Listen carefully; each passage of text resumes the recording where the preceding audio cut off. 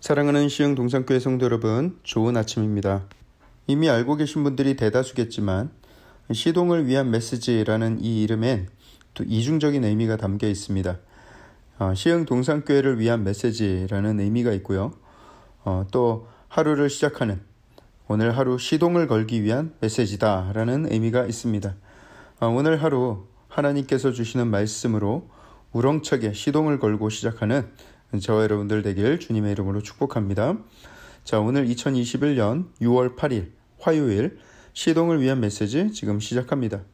오늘 우리에게 주시는 하나님의 말씀은 잠언 20장 16절에서 30절의 말씀입니다. 잠언 20장 16절에서 30절의 말씀. 오늘 눈에 띄는 몇몇 구절을 함께 나누도록 하겠습니다. 먼저 16절 말씀을 함께 볼까요? 기록되기를 타인을 위하여 보증선자의 옷을 취하라. 외인들을 위하여 보증선자는 그의 몸을 볼모 잡을지니라. 얼마 전 우리는 타인을 위해 보증서는 것에 대해서 이야기를 나누었습니다. 절대로 보증을 서면 된다 안 된다? 당연히 안 된다. 사람들 사이에서도 보증서지 말아야 할 것을 많이들 말을 하지만 성경에서도 보증서는 것에 대해서 심각하게 경고하고 있으니 여러분, 보증은 절대 안 됩니다. 도와주고 싶으면 그냥 준다는 마음으로 돕든가, 그렇지 못할 경우에는 보증은 아니 된다라는 말씀을 나누었죠. 자, 이번에는 채권자 입장에서 말씀하고 있습니다.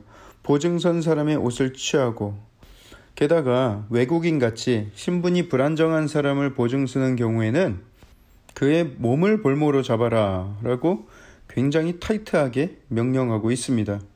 담보를 확실하게 잡아두라는 거예요. 떼일지 모르니까. 그런데 이 구절을 자세히 보면 채권자에게 말하는 것 같아 보이지만 사실 보증 서는 사람에게 더 큰 경고의 말씀으로 주시는 것입니다. 보증 잘못 썼다가는 어떻게 돼요? 입던 옷도 벌거벗겨지고 나중에는 노예살이를 할 수 있다라는 것을 말씀하고 있는 것이죠. 결국 말하고자 하는 것은 보증 서지 말아라 입니다. 17절도 보겠습니다.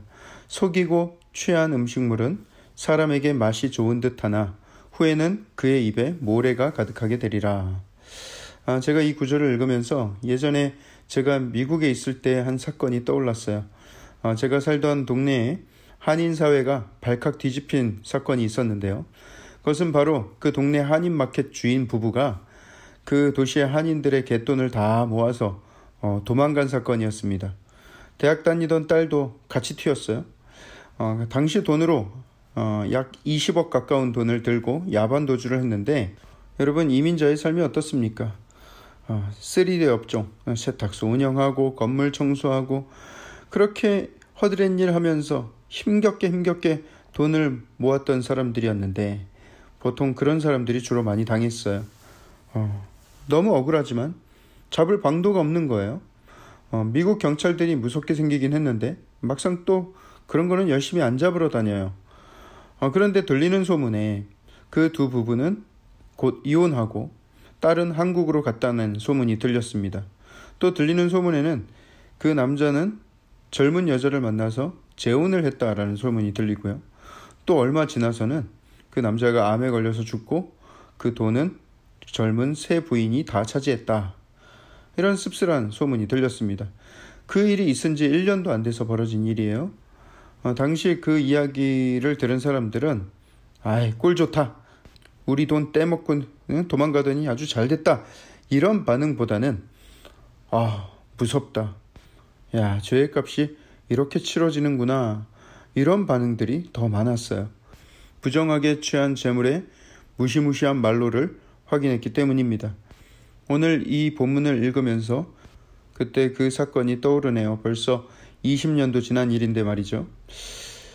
속여서 호의호식하고 이제 아무도 모르는 곳에 도망가서 잘 살아보세 해서 잠깐은 좋았겠지만 결국 그는 땅에 묻혀서 입에 모래가 가득하게 되었습니다. 자, 우리 18절도 함께 보겠습니다. 18절. 경영은 의논함으로 성취하나니 지략을 베풀고 전쟁할지니라. 여기에서의 경영은 어떤 계획과 목적을 의미하고요. 또 의논함은 충고 또는 협의를 가리킵니다. 따라서 어떤 계획을 세우고 그 목표를 이루는 것은 충분한 협의와 또 지혜로운 충고를 통해서 가능하다라는 거예요. 그러므로 나라의 전쟁과 같은 아주 중차대한 문제 같은 경우를 예를 들어서 강조를 하고 있는데, 전쟁 같은 거, 전쟁을 결정하기 전에는 아주 충분히 논의해야 한다라는 것을 말씀하고 있습니다. 의논, 논의, 협의, 토론, 그렇게 함께 지혜를 모아서 결정하는 것이 큰 목표를 이루게 한다라는 것입니다. 우리 시흥 동산교회는 아직 당회가 없습니다. 장로님이 한 분이라도 계셔야만 이제 당회가 구성이 될 텐데, 조만간에 우리 교회에도 당회가 구성되기를 간절히 원합니다. 그렇게 되면 그 당회가 이제 최고 의결기관이 되겠죠. 그때까지는 우리에게 운영위원회가 있고요, 공동의회가 있습니다. 작은 일들은 각 부서에서 결정하여서 운영위원들이 모였을 때 사업 현황을 발표하고 소통하고, 또 비교적 큰 일들은 실행하기 전에 의견을 모아서 투표하여 결정을 합니다. 담임 목사도 한 표, 운영위원회 모두 한 표씩을 가지고 있습니다. 그보다 더 중차대한 일, 예를 들어서 그런 일은 없겠지만 교회 이름을 바꾼다거나, 또 나중 일이겠지만 교회를 이사한다거나 임직자를 선출한다거나, 이런 일에 대해서는 운영위원회에서 결정하지 않고 공동의회로 넘겨서 전 교인 모두의 의견을 묻습니다. 그런 식으로 충분한 논의 끝에 결정이 되면 그제서야 재정이 동원되고 일이 시작되는 것입니다. 또 우리 교회에서는 재정 운영을 2중 3중으로 안전하게 운영하고 있습니다.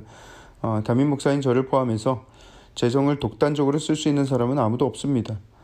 운영위원회의 승인과 재정부를 거쳐서 회계 담당 권사님을 통해서 집행이 되기 때문에 개인적으로 교회 통장에 손을 댈 수 있는 사람은 아무도 없어요. 교회 재정 중에서 단돈 100원을 쓰더라도 영수증과 함께 3명의 서명이 필요합니다. 아직 100원을 첨부하신 분은 없지만 말이죠.